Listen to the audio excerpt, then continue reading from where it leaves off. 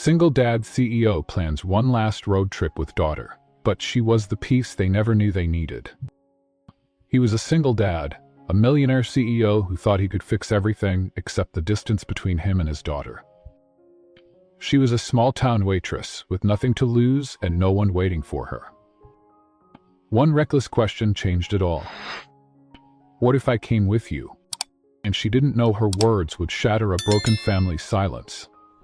He didn't know she'd be the only one to make a cold-hearted father whisper, "Please, don't leave." Because sometimes the stranger you meet by chance is the very piece your heart has always been missing. The trip that wasn't supposed to matter. Summer afternoons in Arizona didn't ask for permission. They came blazing down like a verdict, unrelenting, turning the air into something dry and heavy. The sun pressed down on the small town of Red Rock, where the roads shimmered like they could melt, and only the stubborn or the stuck remained past noon. Elyse's Harper wiped her brow with the back of her hand, the thin cotton of her blouse clinging to her back as she leaned against the counter at Sandy's Diner, a place as worn and tired as she felt. The walls were stained with years of smoke and coffee, and the jukebox in the corner hadn't worked since last winter, but the pie was still warm and the coffee still strong. She glanced at the bright red past due notice pinned behind the register. It had been there for a week, maybe more. Time blurred when every day felt like a repeat of the last. Her eyes drifted to the lottery ticket on the counter, forgotten by a regular, checked, and worth $500.00. Not enough to change a life, but just enough to tempt someone who hadn't paid rent in 2 months. Her hand hovered over it, just for a second, before she shook her head and reached for another glass to polish. That's when she heard it. The hum of a high-end engine out of place on this dusty road. A sleek black SUV pulled into the lot, its tinted windows catching the sunlight like a mirror. It wasn't just clean, it was spotless, like it didn't belong anywhere near here. The tires kicked up a plume of dust as it skidded to a stop, the kind of entrance that demanded attention. The door swung open and he stepped out. Rowan Blake. Even if she didn't know his name, Eloise would have recognized the type. Neatly pressed shirt, expensive watch catching the light, every hair in place. The kind of man who didn't just walk into rooms, he owned them. Following him, a girl. 14, maybe 15, headphones clamped over her ears, eyes locked on the ground, shoulders slumped under the weight of something heavier than her years. She moved like someone who'd learned long ago that speaking up didn't change a thing. Eloise watched as they entered the diner, the air conditioning groaning as it tried to fight the heat. Rowan didn't smile. He didn't even look around, just gave a curt nod as if inspecting a rental. The girl didn't lift her eyes. They slid into a booth near the window, the silence between them louder than the desert wind. Eloise approached, placing 3 glasses of ice water on the table. The condensation trickled down like sweat, the only sound in the room. "Long trip ahead?" she asked, voice soft, not expecting an answer. The girl spoke first, not lifting her head. "Road trip, before I get shipped off to boarding school, in Europe." A pause. CEO-style farewell gift. Rowan didn't react. His fingers danced across a laptop keyboard, the glow of the screen casting cold light on his face. Eloise felt it then, that invisible wall that people like them build around themselves. A fortress of money, plans, and emotional distance. She'd seen it before, but something about the girl pulled at her. Something about the way she didn't even pretend to care anymore. Her eyes drifted again to the lottery ticket, still lying there. She smiled, more to herself than anyone else. "Maybe," she said, half teasing, half serious, "if I came along, the trip might be more fun." Silence. Then the girl looked up. For the first time, her eyes sparked with something that wasn't boredom or resentment. Something closer to hope. "I vote yes," the girl said. "Dad, let her come." Rowan looked up, really looked at Eloise, as if seeing her for the first time. His eyes weren't cruel, just sunken, like he was reading a resume no one had submitted. Eloise stood her ground, smile steady, eyes unflinching. "I've got a few days off. If gas and meals are covered, I wouldn't mind a change of scenery. Who knows, might even change my luck." He didn't answer right away. The air between them thickened, the hum of the old ceiling fan slicing through it in slow, lazy circles. Rowan's jaw clenched. Then, a sigh not of agreement but resignation. "This trip isn't a sightseeing detour," he said. "Of course," Eloise replied, voice gentle, "but sometimes the right stranger at the right time can change the whole journey." The SUV rolled back onto the highway, dust swirling behind it like the tail of a question mark. Inside, pop music drifted from the speakers, soft and almost out of place. From the back seat, the girl, Mara, as Eloise would soon learn, laughed. Not a polite laugh, a real one, sharp and sudden. In the rearview mirror, Rowan caught a glimpse of Eloise leaning against the window, her hair catching the breeze, a quiet smile playing on her lips. He didn't know what it meant. Maybe nothing. Maybe everything. For the first time in years, he wasn't sure whether he'd made the right decision or a beautiful, reckless mistake. This wasn't supposed to be anything. Not for Rowan, who planned his life down to the minute. Not for Eloise, who thought chances had passed her by. Not for Mara, who stopped believing anyone would stay. But some trips aren't about the destination. They're about what you find along the way. Section 1. 3 strangers, 1 car, and a road that leads nowhere. The road stretched ahead like a ribbon laid across the desert, shimmering under the weight of the late afternoon sun. Rowan Blake's hands gripped the wheel with the precision of a man who never let go of control, his knuckles white against the leather. His jaw was set, eyes locked forward, as if looking at anything else would mean losing something vital. Eloise sat in the passenger seat, her fingers brushing the frayed edge of her jean shorts, legs curled under her. She didn't speak. She didn't need to. The air inside the SUV was already thick with silence, the kind that hummed louder than words. Every now and then, she glanced sideways at him. This man, polished and perfect, whose daughter sat in the back seat like a ghost. Mara leaned her head against the window, her headphones back on, but no music played. She wasn't listening to anything, not really, just blocking out the world the only way she knew how. Her fingers tapped against her thigh, restless, like she wanted to say something but didn't know how to make it matter. The GPS chirped, interrupting the heavy quiet. Turn left in 1.2 miles. Rowan's voice cut in, clipped and sharp. We're not stopping until El Paso. Mara didn't answer. Eloise raised an eyebrow, folding her arms loosely. That's 6 hours away, she said lightly, watching the road but feeling the tension coil beside her. Even machines need rest. Rowan didn't respond. His eyes stayed fixed, his breathing controlled. Eloise let it go, for now. She wasn't here to fight, at least not yet. An hour passed, maybe more. The sun dipped lower, painting the desert in strokes of gold and rust.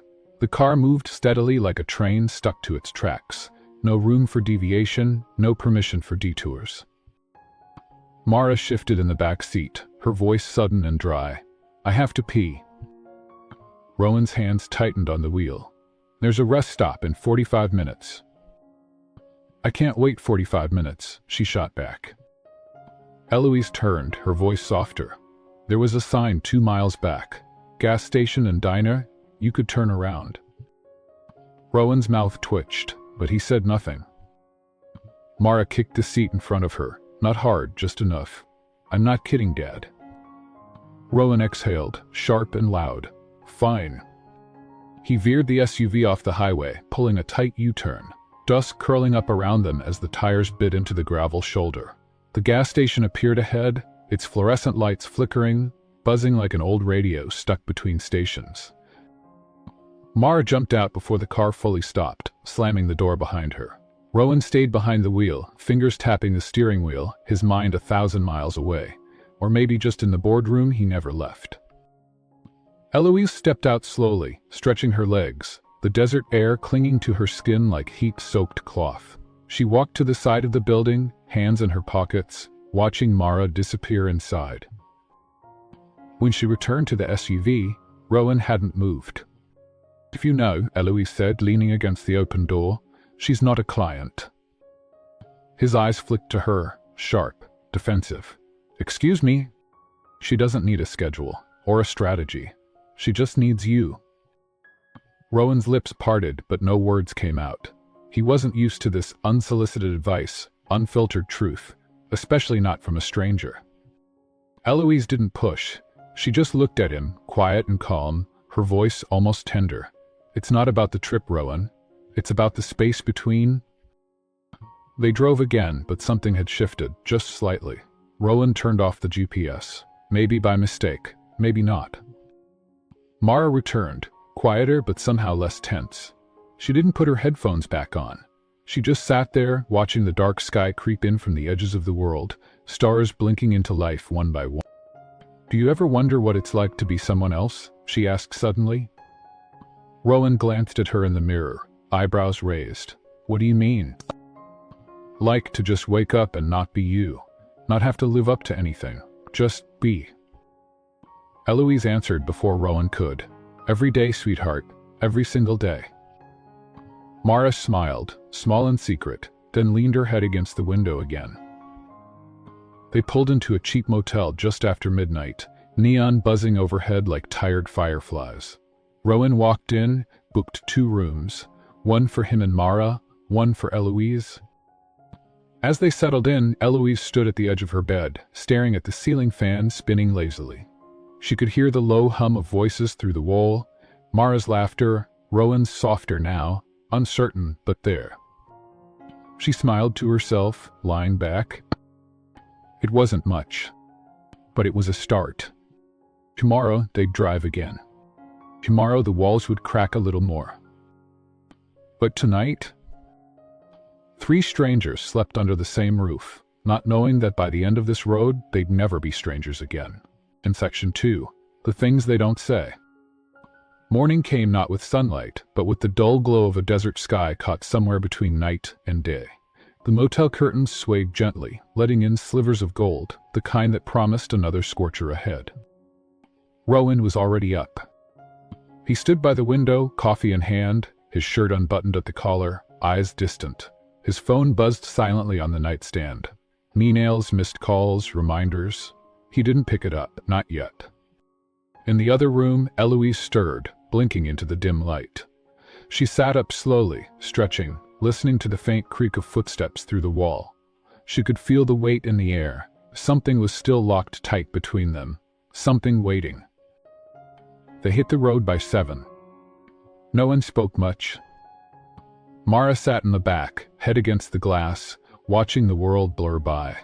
She had that faraway look again, the one Eloise was starting to recognize, not boredom, but disconnection, like she was here, but only just.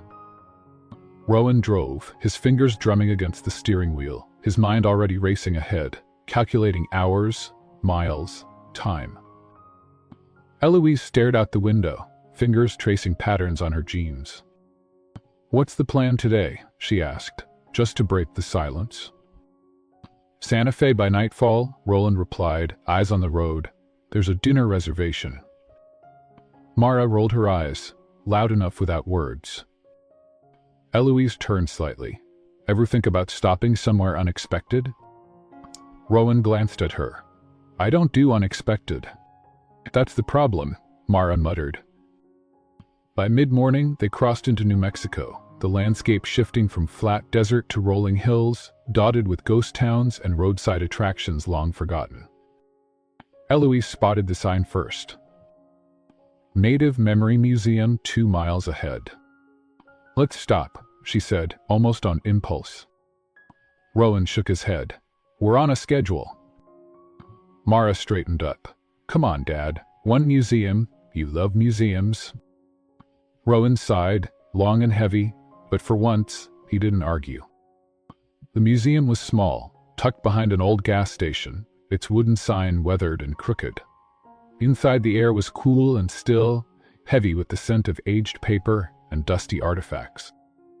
Rowan took the lead, stepping from exhibit to exhibit, reading the plaques out loud, his voice steady, rehearsed.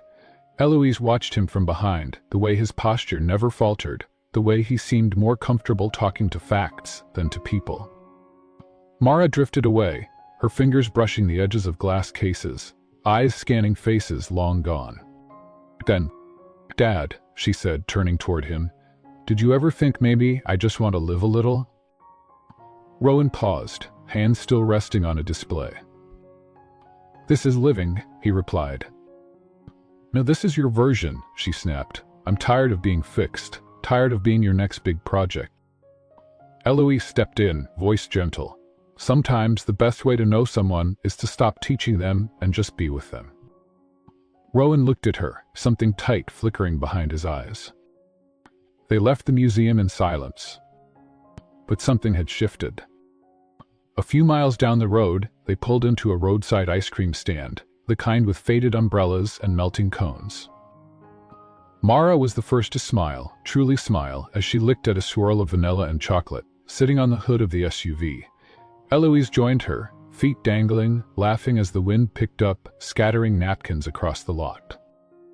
Rowan stood nearby, watching them, watching his daughter laugh, her face bright in the afternoon sun, unburdened, if only for a moment. He felt it then, a pang, deep and sharp. Envy. Not for the ice cream, or the ease, but for the way they could just exist, together. He turned away, pulling out his phone. Eloise saw him, her voice soft but firm. "Don't." Rowan froze. "And she needs you here, not somewhere else."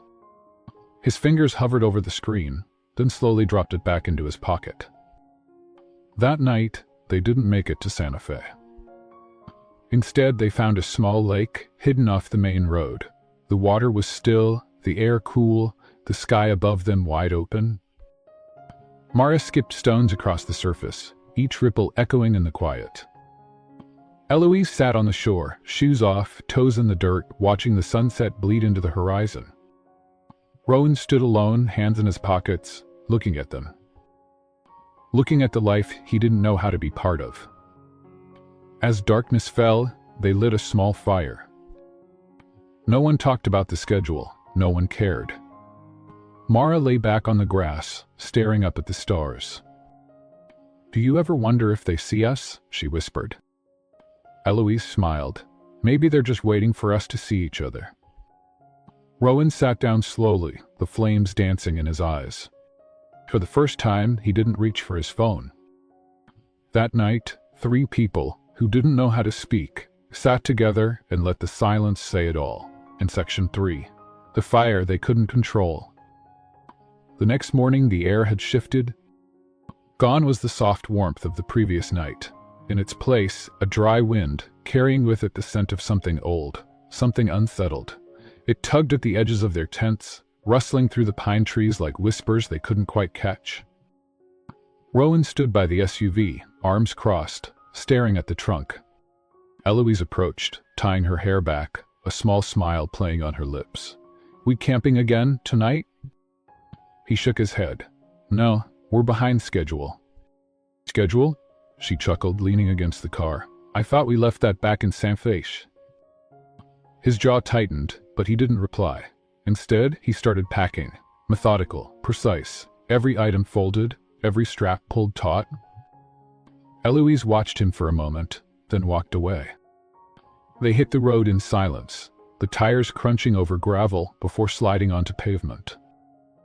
Mara sat in the back, eyes closed, music playing softly, not loud enough to drown them out, just enough to keep her somewhere in between. Eloise stared out at the passing landscape, her fingers tracing the condensation on the window. It was too quiet. Not the peaceful kind. The kind right before something breaks. By noon, the sky turned gray. Not with rain, but with a haze that made everything feel heavy. They stopped at a small roadside market, the kind with local crafts and cheap food. Rowan stayed by the SUV, phone in hand, pacing, voice low and clipped as he argued with someone on the other end. Eloise and Mara wandered through the stalls. Mara held up a bracelet woven from red and blue threads. "Think he'd wear something like this?" Eloise laughed. "Only if you dared him to." Mara smiled, slipping it onto her wrist. "I might." They returned. Rowan was waiting, his face a mask. "We're leaving," he said sharply. Mara frowned. "We just got here." Eloise stepped forward. "Rowan, can't it wait?" "No," he snapped. "Some of us don't have the luxury of wasting time." The words hit harder than he intended. Mara's eyes darkened, her voice low. "Is that what this is? A waste?" Rowan turned to her, frustration spilling out. "This trip was for you, so you could see I care, but if you'd rather sit in dirt markets and play pretend—" "Stop," Mara shouted, stepping back. "Just stop." The bracelet slipped from her wrist, falling to the ground. They drove in silence after that, the kind that wasn't just quiet but cutting. By late afternoon, they reached a clearing by a forest edge. Rowan pulled over without a word, stepping out, pacing again, trying to pull himself back together. Eloise followed, standing a few feet away. "You think being perfect makes you a good father?" she asked quietly. Rowan didn't answer. She stepped closer. "She doesn't need your success, Rowan. She needs your mess, your mistakes. She needs to know it's okay to fall apart." His shoulders dropped, but his walls stayed up. "I'm doing my best." "Then show her," Eloise said. "Not with trips or plans, with you." That night, they tried to grill by the campfire. Rowan insisted. He fumbled with the camp stove, watching YouTube tutorials on his phone, trying to master something simple, something real. But the fire didn't listen. The sausage burned. A pan slipped. The smoke clung to everything. Mara laughed, light at first, then harder. "It's okay, Dad. Burnt's just extra flavor." Eloise joined in, teasing, "Authentic camping, right?" But Rowan didn't laugh. He snapped, "Enough. I don't have time for this nonsense." The words tore through the night. Mara froze, her face falling. "This," she said, voice trembling, "this is why Mom left." The world stopped. Rowan staggered back, as if struck. Mara didn't wait. She ran. Into the trees, into the dark, away from the fire. Eloise stood frozen, her heart pounding. Then she turned to Rowan, tears brimming in her eyes. "She needs you now. Not perfect, just there." Rowan looked at her, his face pale, haunted. "I don't know how," he whispered. "Then learn," she said, already running after Mara. In the forest, the wind howled. Eloise found Mara by a fallen tree, curled into herself, sobbing silently. She didn't speak, just sat beside her, letting the night wrap around them both. After a while, Mara looked up. "Why did you come with us?" Eloise smiled sadly. "Because I know what it's like to want someone to stay." Back at the campfire, Rowan sat alone. The flames had died down, but something in him had begun to burn. Not anger, not pride, but something he hadn't felt in years. Fear. Fear of losing what he didn't know how to hold. When Eloise and Mara returned, Rowan stood. He didn't speak. He didn't have to. He walked to his daughter and for the first time pulled her into his arms. Not as a project, not as a responsibility, but as his child. And Mara didn't pull away. That night, under the stars, no one spoke of what was said. But something had changed. Not fixed, but cracked open. Just enough for light to get in. Section 4. The letter she was never meant to read. Morning arrived gently, with the pale light of dawn spilling across the trees, softening the hard edges of the night before. No one said much as they packed. There was no apology from Rowan, no forced smile from Mara, no clever quip from Eloise. But there was something different. A stillness. Not the uncomfortable silence they'd known before, but something quieter, like the hush after a storm, when the world is too tired to speak, yet too alive to ignore. They drove for hours. The radio played softly, old country tunes that neither clashed nor fit. Mara sat with her knees pulled to her chest, her head resting on the window. Every now and then her eyes flicked to the front seat, where Rowan drove, not rigid like before, but looser, his grip on the wheel relaxed. Eloise watched them both. Her heart felt heavy, not from the weight of the road ahead, but from the weight she carried inside, a truth she hadn't spoken, a past she hadn't shared. By midday they reached a small roadside town, the kind you blink and miss. Rowan pulled into a gas station, stepping out without a word, the door shutting softly behind him. Mara wandered off toward a bookstore cafe next door, her fingers trailing along the spines of used paperbacks in the window. Eloise stayed behind. Alone in the car, her hands slipped into her bag, fingers brushing against something rough, something folded. She hesitated. Paul Cap a letter. The edges were worn, the ink faded, but she could still read every word. A letter she'd written years ago. To a man who never read it. To a father who left without looking back. "You're not good enough." That's what he'd said the last time she saw him. Not in anger. Not even with feeling. Just a cold, hard fact. And she believed him. She had carried that truth, worn it like skin, all these years. Even now, sitting beside a man who didn't know how to be a father, she wondered, was she chasing something she'd never have? Trying to fix a family that wasn't hers because she couldn't fix her own? The door opened, startling her. Rowan slid back into the driver's seat, eyes on the dashboard, oblivious. "You all right?" he asked, his voice unusually soft. Eloise stuffed the letter back into her bag, forcing a smile. "Yeah, just thinking." He nodded, not pressing. They drove again, leaving the town behind, the sun dipping lower. Eventually, they found a motel, the only one for miles. A neon sign buzzed, blinking vacation, though it might as well have said, now. That night, after Mara fell asleep, Rowan sat outside, the cool night air brushing against his skin. Eloise joined him, 2 cups of coffee in hand. They didn't speak at first. Just sat, watching the stars emerge. Then Rowan broke the silence.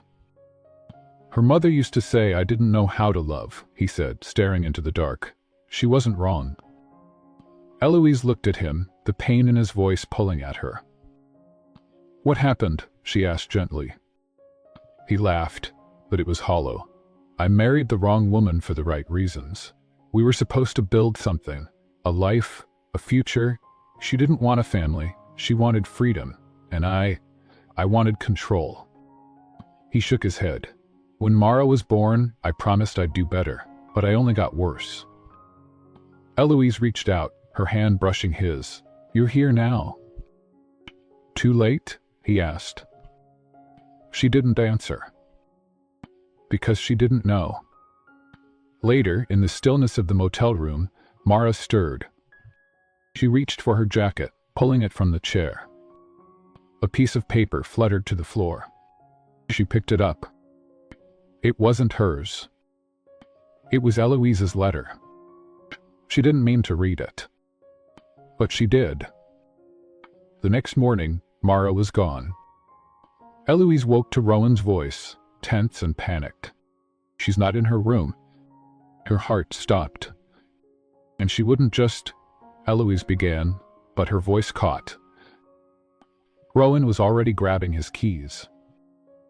They found her at the lake, the same one from days before. She sat on the shore, the letter beside her, crumpled. Eloise approached slowly, her heart pounding. The girl didn't look up. "You lied," she whispered. Eloise froze. "What?" "His letter. You said you didn't have a family." "I don't," Eloise said, confused. Mara turned, eyes burning. "Then who was he? The one you wrote about? The one who left you?" Eloise's breath caught. "And I wasn't hiding it." "Yes, you were."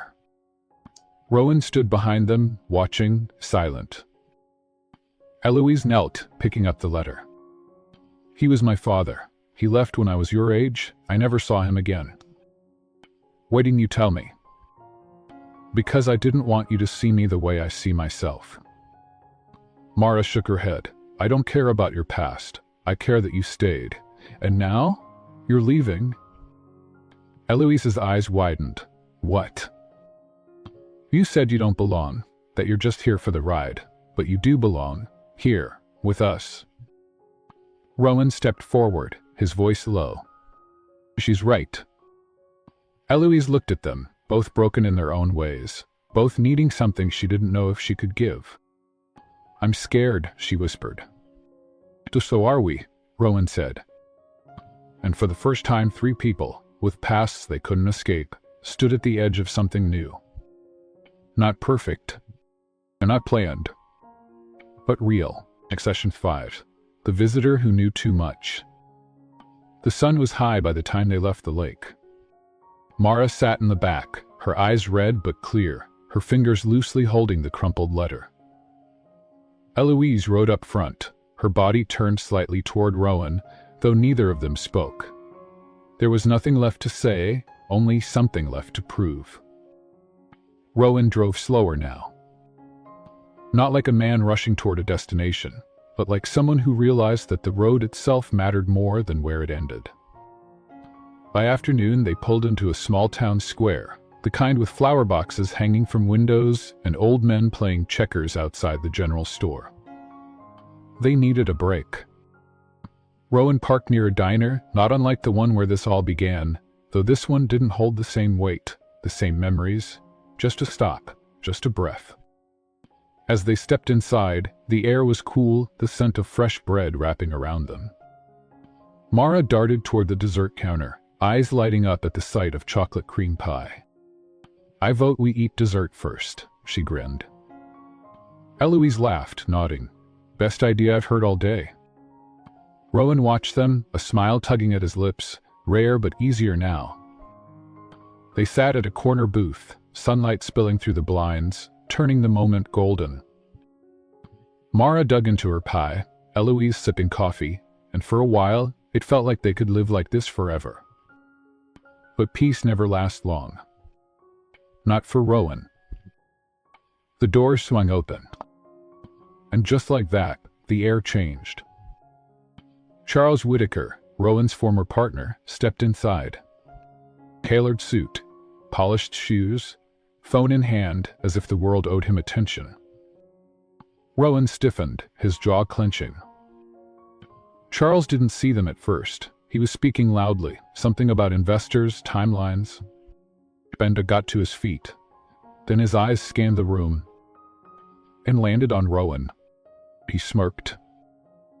Well, I thought I'd have to fly to Geneva to find you, but here you are, playing house in the middle of nowhere.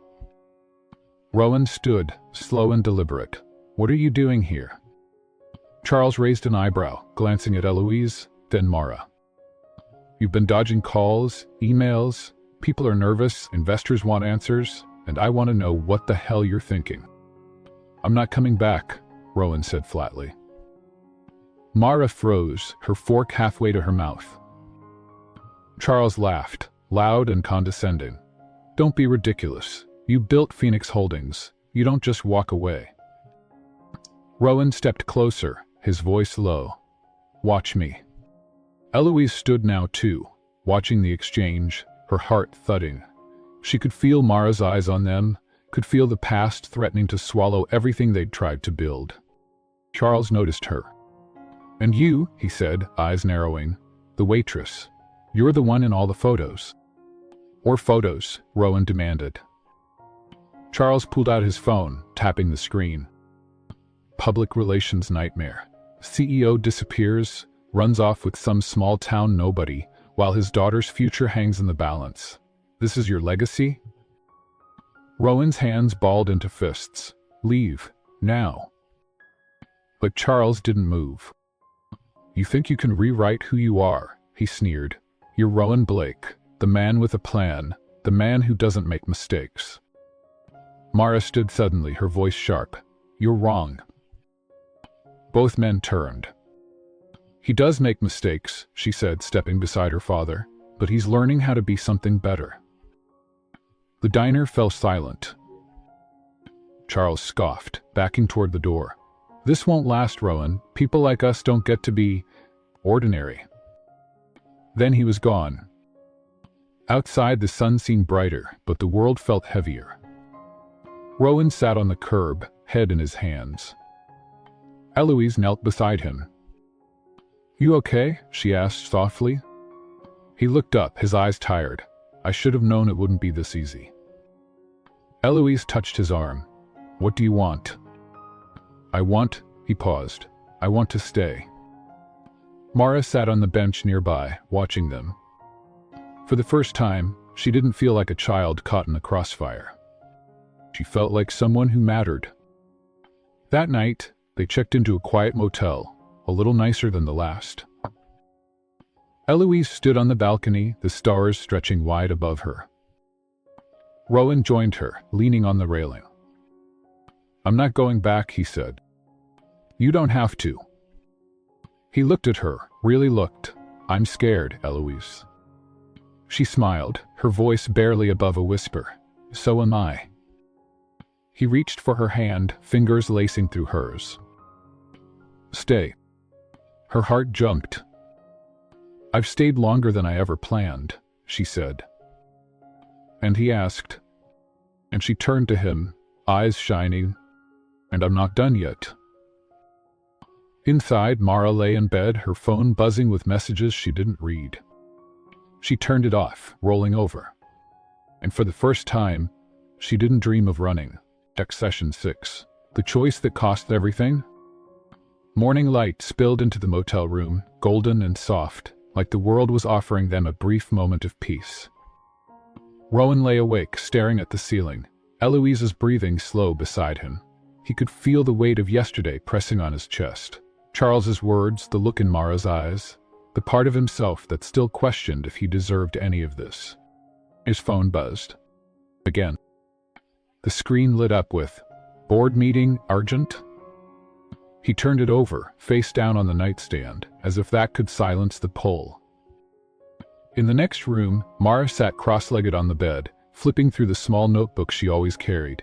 Scribbled drawings, half-finished poems, dreams she never said aloud. Her pen hovered, paused, then pressed hard against the page. Why would if staying still hurts more than running? They packed slowly, none of them in a rush to leave.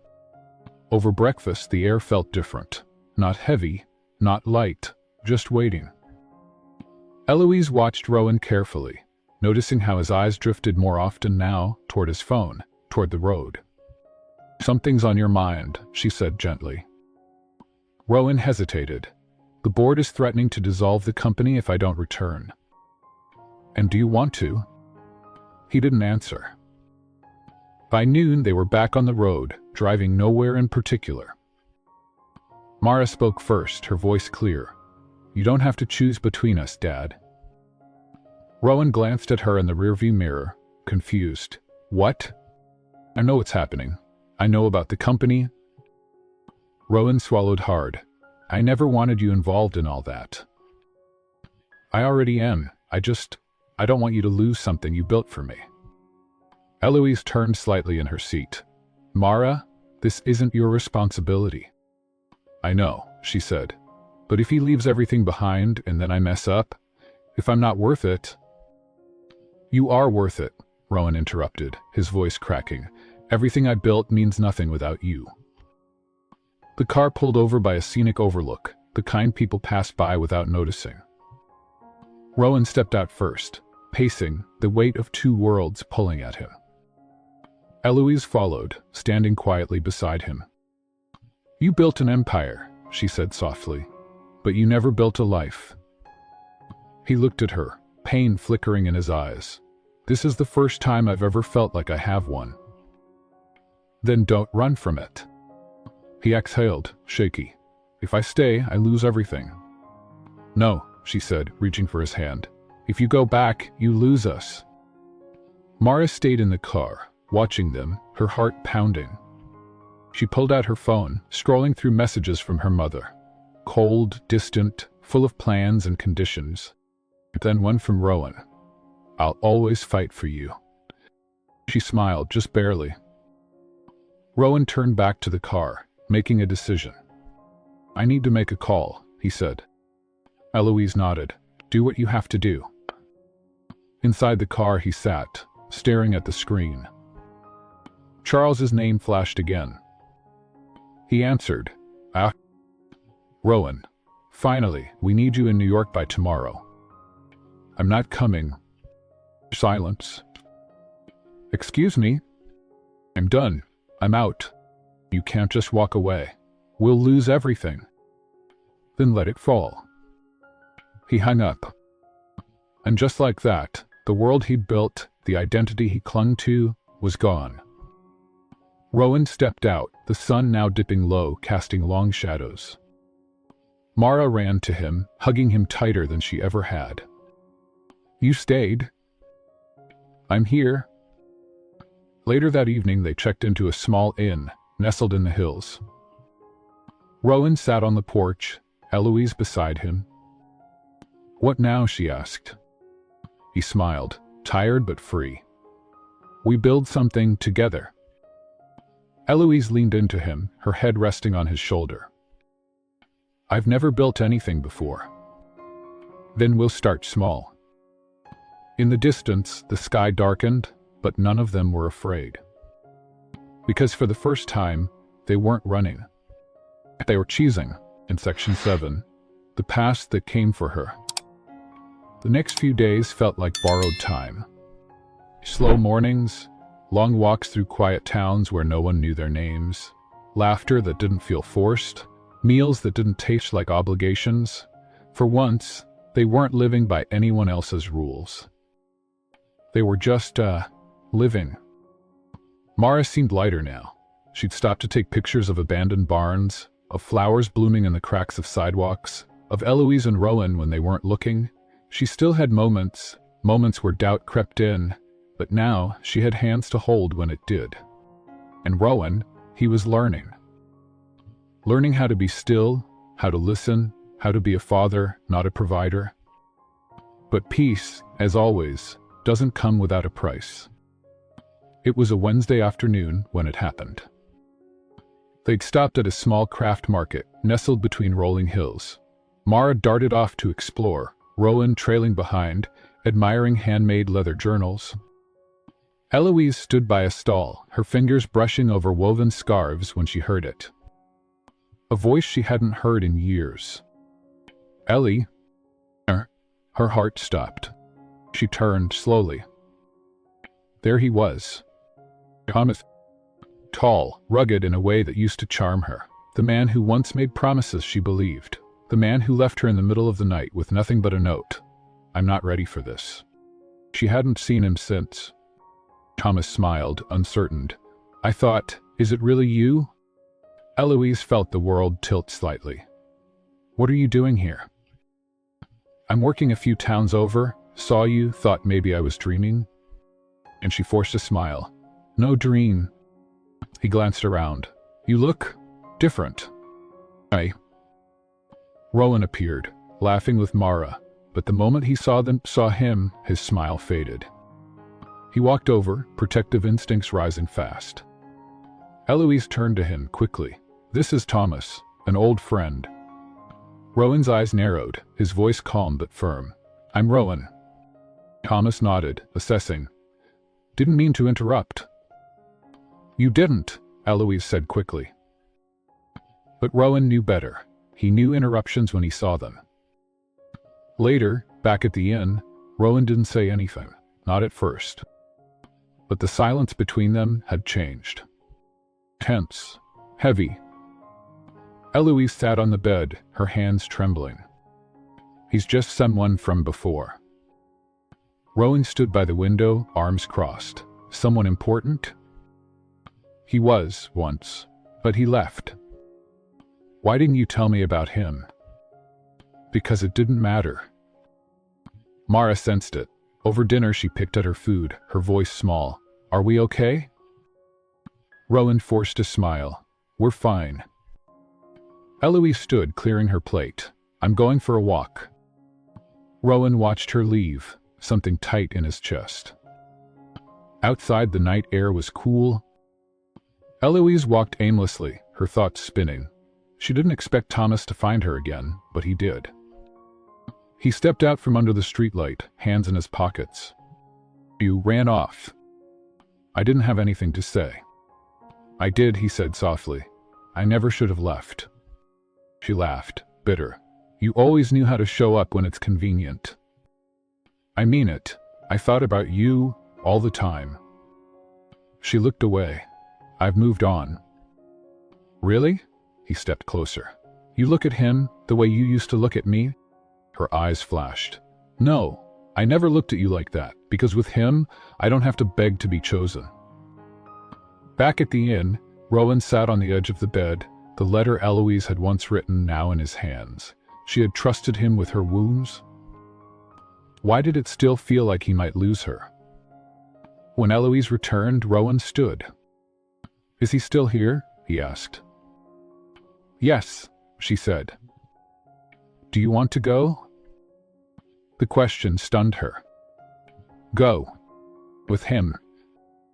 Her heart broke at the doubt in his voice. No, she whispered. Do you? Do I what?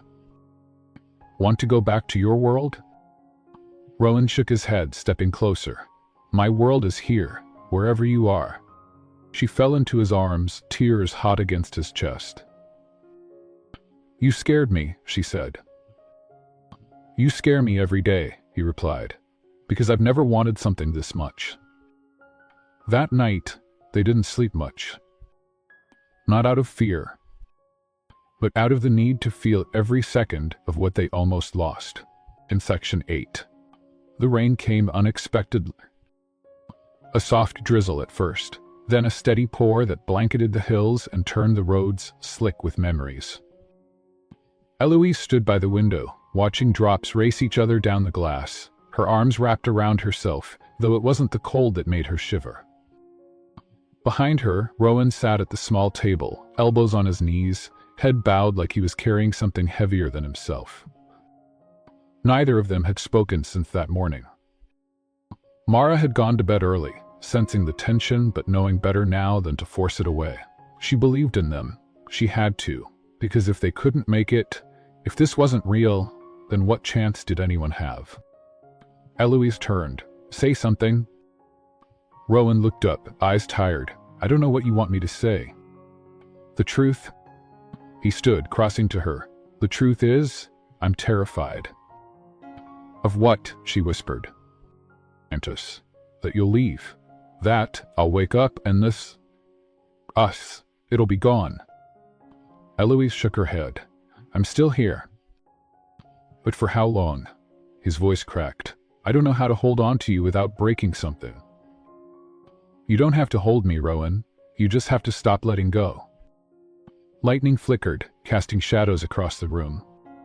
He reached into his jacket, pulling out a small, weathered box. This was my mother's, he said, opening it to reveal a thin silver chain, the pendant simple but elegant. She gave it to me before she died, told me to give it to someone when I finally figured out what home meant. He stepped closer, hands trembling as he held it out. I don't have the right words, Eloise. I don't know how to promise you forever. But I know this. When I'm with you, with Mara, I'm not lost anymore.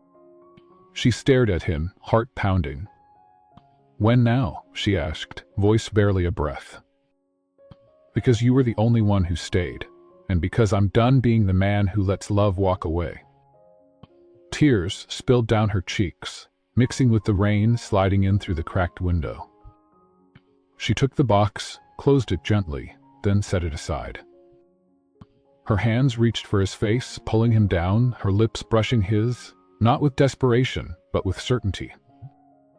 I'm not going anywhere, she said against his mouth. But I need you to believe it, not just tonight, always.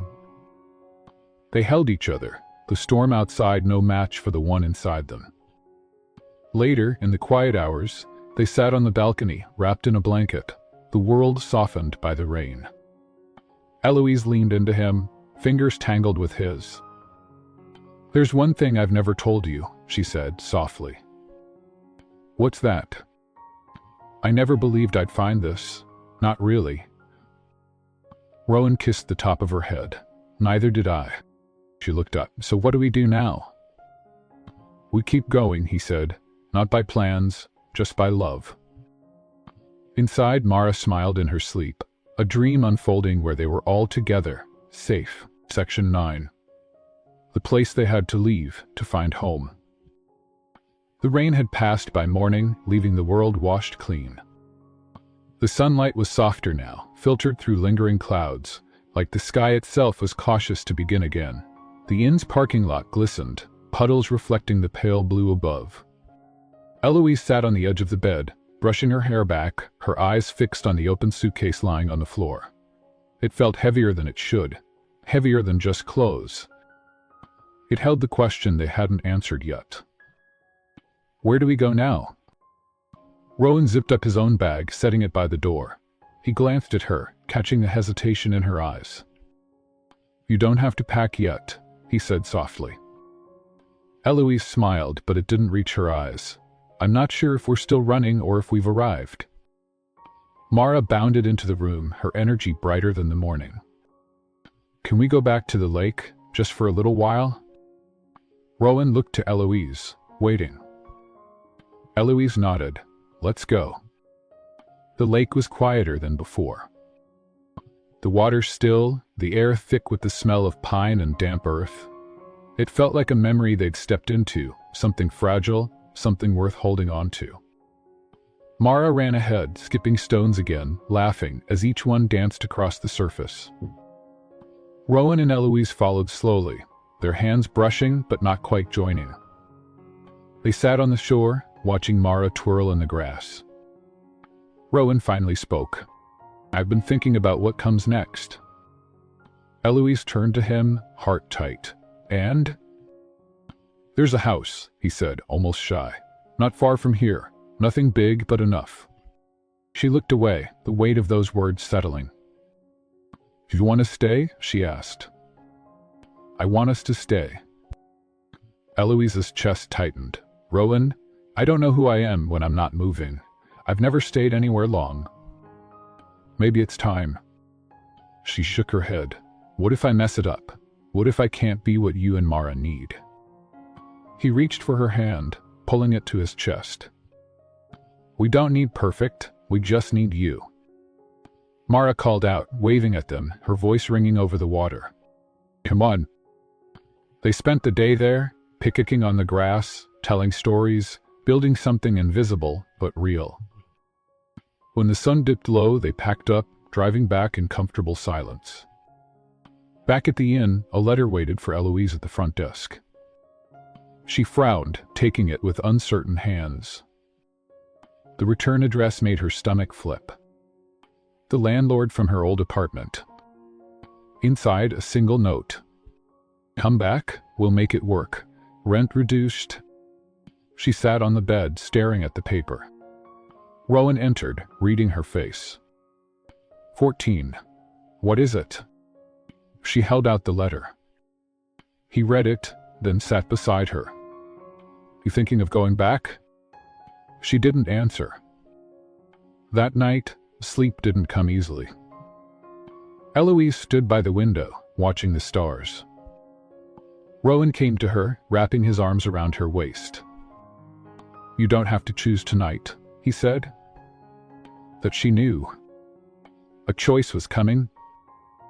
The next morning, Eloise rose before dawn. She sat at the small table, pen in hand, writing. Rowan watched her from the bed, silent. When she finished, she folded the paper, tucked it into an envelope, and set it on the table. He stood, stepping toward her. "What is it?" She looked up, tears burning. "A goodbye to the life I thought I wanted." She tore the letter in two. "I'm not going back," she said, voice firm. Rowan pulled her close, his heart full. "Then let's go home." And Section 10, the home they never thought they'd have. The road wound gently through golden fields, the air warm with the first breath of spring. Birds darted across the sky, singing like they knew something the world had forgotten. In the back seat, Mara hummed along to a song on the radio, her fingers trailing patterns in the wind through the open window.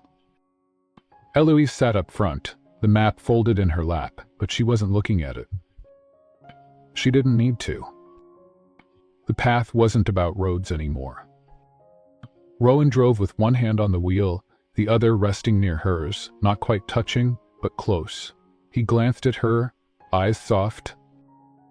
"You sure about this?" Eloise turned, meeting his gaze. "I've never been more sure."